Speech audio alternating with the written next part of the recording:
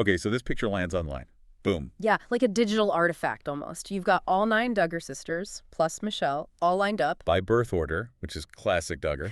And everyone's smiling. It's like the rarest photo op in reality TV history, maybe. It definitely felt that way. But, you know, it wasn't just some happy holiday snap they decided to share. No, it felt bigger, more calculated. Exactly. It was high stakes. This was a public performance, carefully put together, probably to fight back against all the negative press. Welcome to this deep dive, everyone. We're the place that digs into the stories behind the spotlight, the fame, the fights, the followers. And today, yeah, we're tackling that ultimate reality TV saga, the Duggars. We've looked at the sources, the posts, the history. And our mission today is pretty clear. That viral Duggar Sisters reunion. We're calling it out as a carefully staged performance. We want to figure out what's really going on behind those smiles. So let's break down the performance itself. First off, the key thing sources point to is intent. This whole gathering in December 2024, the one Joanna posted, it was basically planned as a group photo shoot. Right, not just, hey, let's all get together for Christmas. This was PR. Totally. It was aimed straight at countering the story of the family falling apart, you know, after Jill's book, and that shiny Happy People docuseries really blew things open. And the photo itself, the staging, is it's pure throwback reality TV, lining them up by age, Jana to Josie. It shouts collective identity. It's reminding everyone we are the Duggars, that brand they built on TLC. But then they try to make it look casual. Yeah, the staged authenticity move. They throw in that blooper reel, the silly close-ups James supposedly shot. Joanna frames it like, oh, look what we found. Spontaneous fun. Right, but it's smart, you have to admit. It makes them seem human, relatable, like it wasn't all planned, but it keeps them in control of what you see. But maybe not total control. Because if you look closely, the evidence is right there in what they're wearing, the clothing. Oh, this is huge. The 5 older sisters, the married ones, Jana, Jill, Jessa, Ginger, Joanna, they're all wearing pants. Which for them is like a seismic event. It really is. You have to remember the IBLP background, that conservative Christian group they were raised in. It had that super strict skirts-only rule based on their reading of Deuteronomy. Skirts meant modesty, separation from the world. And Jim Bob really enforced that. So seeing those 5 older women together, all in pants, it's not just fashion. It feels like a statement, a collective pushback against that control. And what makes the photo so striking, such a visual metaphor, is who's standing right next to them. The younger sisters. Yeah. The 4 still living at home. Exactly. And they're all still in skirts. So you've got the sisters who've publicly talked about leaving fear-based teachings shoulder to shoulder with those still apparently living under that system, all in one picture supposedly showing unity. It's wow. It's a powerful visual conflict right there. And then there's the caption Joanna used. Yeah, instead of talking about, you know, actual reconciliation or working through things, she focuses on Michelle. My beautiful mama in the middle. How does she not age? Which is nice, but also kind of avoids everything important. It's classic deflection. But it's clever, too. It shifts your focus to something totally surface-level Michelle's appearance and away from all the messy stuff we know about, the difficult relationships, especially with the parents. Wait a second, though. If they're boosting Michelle like that, isn't that also kind of a subtle dig at Jill? Because Jill's book held both parents accountable for the system. Oh, absolutely. It's a way to present a positive front, praise the parent who's maybe less directly implicated in the financial control aspects Jill detailed, and it implicitly downplays the really serious issues Jill raised about trauma and control. It's image management 101. Okay, so the clothes tell a story, the caption tells a story. But these aren't just small disagreements. The sources point to these deep, unhealed fractures. Trauma, money, control. Right. And understanding these fractures is key to seeing why this photo has to be a performance, not a real deep reunion. We see 3 major ones. Let's start with the first one, the one that casts the longest shadow. Yeah, fracture number 1, the moral trauma, the Josh Duggar scandals. And it's really 2 waves of horror. First, back in 2015, the news broke that Josh had molested his own sisters, Jill and Jessa included, when they were kids. And the family's public response back then was just devastating. Jessa did that interview minimizing it, calling it mild, inappropriate touching, protecting the brand over the victims. That caused huge damage, you can imagine. But the absolute point of no return, the thing that shattered the whole pious image for good, was Josh's conviction in 2021, child pornography. And that wound is still open. Sources say Josh's wife, Anna, staying loyal to Jim Bob and Michelle is a huge source of tension. Massive. To the point where some of the adult kids reportedly skip big family things like the ugly sweater party. Just because Anna's there, it forces them to choose sides almost. Which leads right into the next big split. Fracture 2. The financial and autonomy rift. This centers mostly on Jill and her husband, Derek Dillard. Their break wasn't just about the scandals. It started with money, or lack of it. Yeah, they said they got paid nothing directly for years on those hit TLC shows. Jim Bob controlled all the money. It was financial control mirroring the ideological control. And Jill talks in her book about the pressure building when she wanted out, Jim Bob pushing her to sign this 5-year contract right before her wedding, using that huge life event as leverage. And that story about Michelle driving through a snowstorm late at night to slide the contract under their door. Chilling, right? It shows how tangled the emotional and financial control was, using parental presence to enforce business demands. And we know this isn't resolved despite the happy photo, because Derek said it point blank recently after a Christmas event talking about Jim Bob.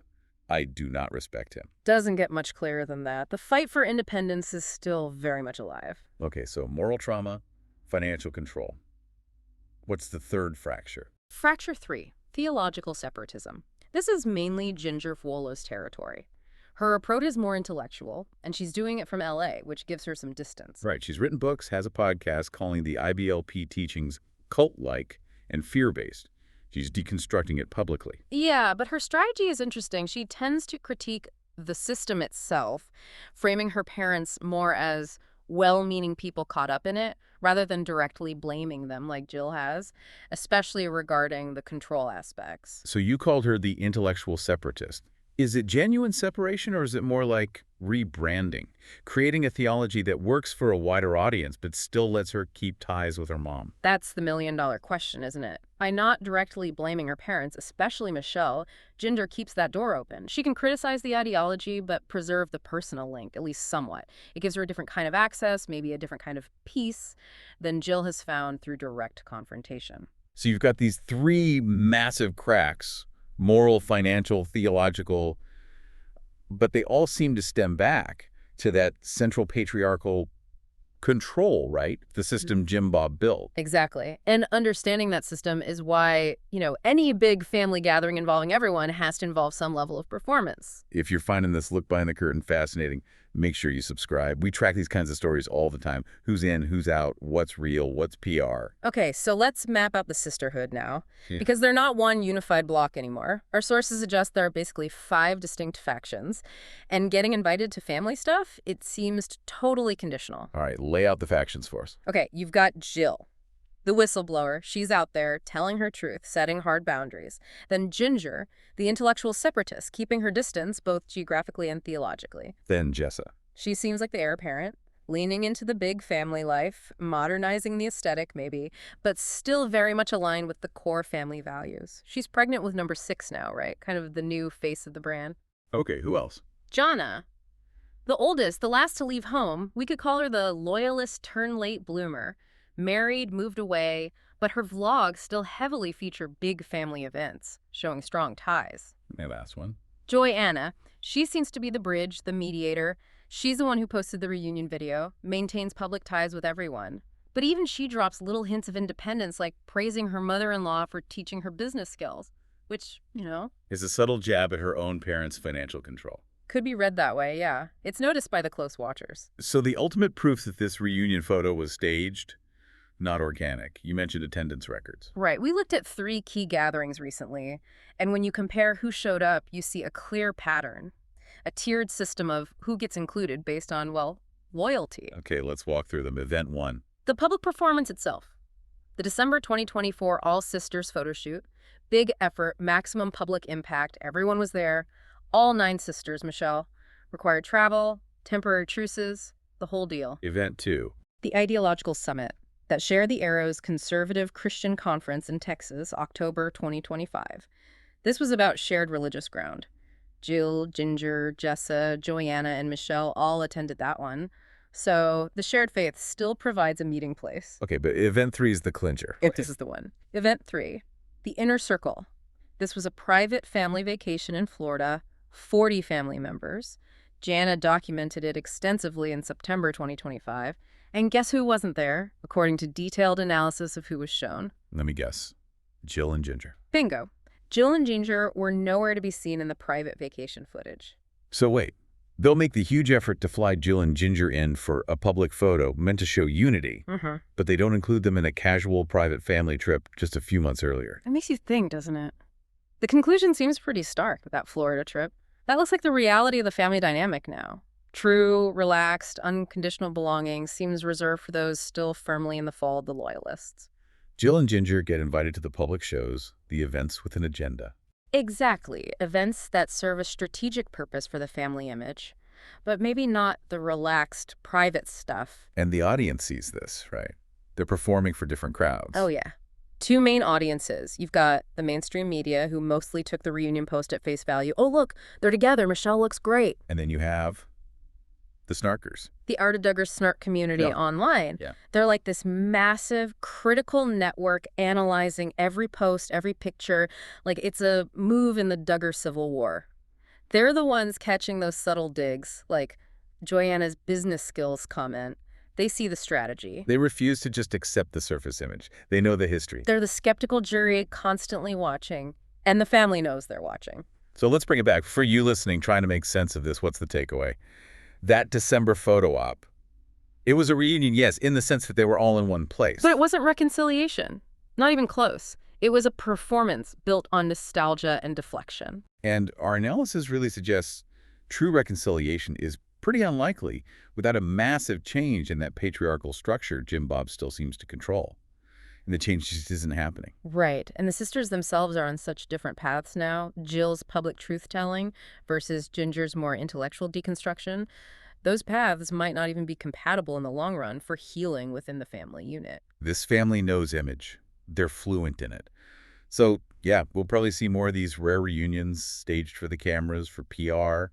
But the real question lingers, doesn't it? Can bonds formed in such a high-control environment, broken by abuse, by exploitation, can they ever be truly fixed while that original power structure is still basically in place? That photo op feels more like an illusion the more you look at it. It really does. They're all navigating the shared trauma, but in very different ways, and every public move feels less about genuine family connection and more about, well, strategic survival in the public eye. You've been listening to This Deep Dive, where we uncover the stories shaping pop culture and celebrity drama. Thanks for tuning in, and don't forget to subscribe for more stories that keep you well informed.